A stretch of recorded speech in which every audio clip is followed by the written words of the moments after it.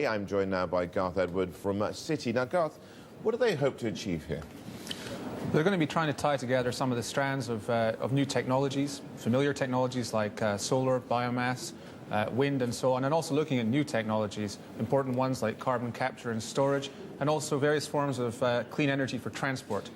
But they're going to be looking beyond that technological background and seeing how those technologies can be deployed and rolled out.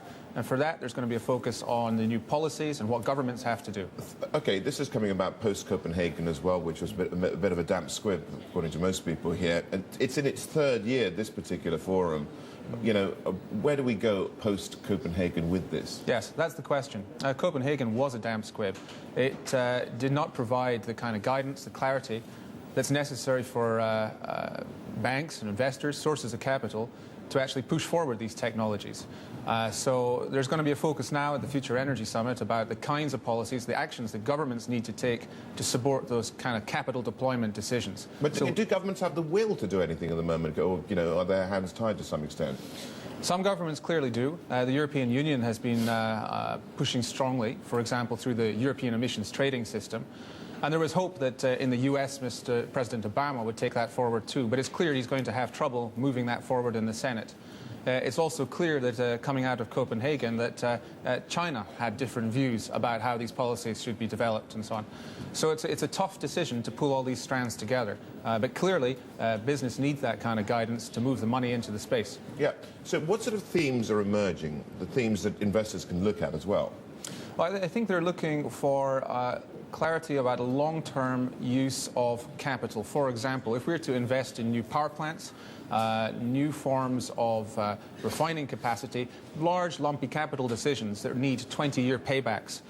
We need some guidance about what that investment environment is going to be, and in particular what the cost might be of emissions to the atmosphere. Previously there's been zero cost. In the future we don't think there's going to be zero cost. We think there's going to be a cost. We need to integrate that cost into the economics.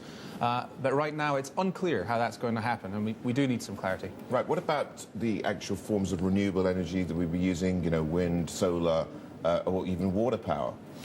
That's right.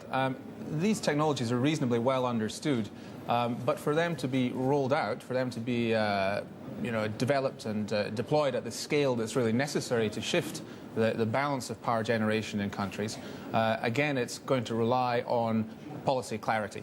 Technologies themselves are one thing, but actually being able to finance them, earn an appropriate return on those kind of investments, requires governments to set the right policy. Yeah, so, the British government, for one thing, for an example, the biggest wind farm they announced for this country, I think it might be the biggest wind farm in Europe as well.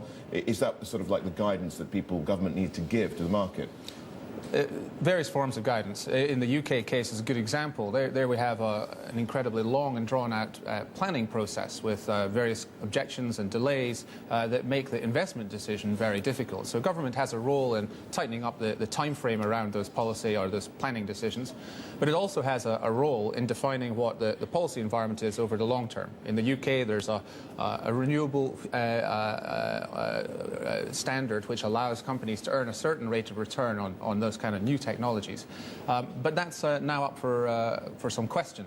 We need some clarity about the longer term. There is an irony that this summit is taking place in Abu Dhabi, which is, of course, one of the richest oil nations around. Do you see any irony there?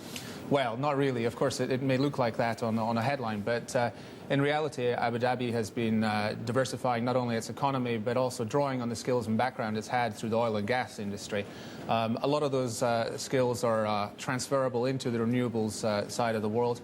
But more importantly, it's organization, it's capital that is important for actually moving those technologies into reality. And Abu Dhabi certainly has the skills and capital to do that. Well, that's Abu Dhabi, but let's look at the broader picture once again. And what we need is not another Copenhagen, a Copenhagen which decides something, don't we? Is that what the people are crying out for?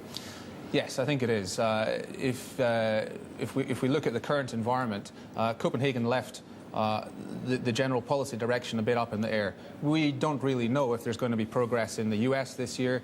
The European Union was left out of the picture a little bit, and China's role in moving forward on policy is pretty unclear. So from a bank's perspective, from an investor's perspective, we're really left in a bit of limbo. 2010 is a bit unclear. We're going to move from Copenhagen to the next round of the Kyoto-type process, and that's going to be in Mexico this year. We're going to look forward to results then. Yep, we'll be looking forward. No doubt we'll be talking to you as well at that point as well. Garth Edward there from Citi. It's time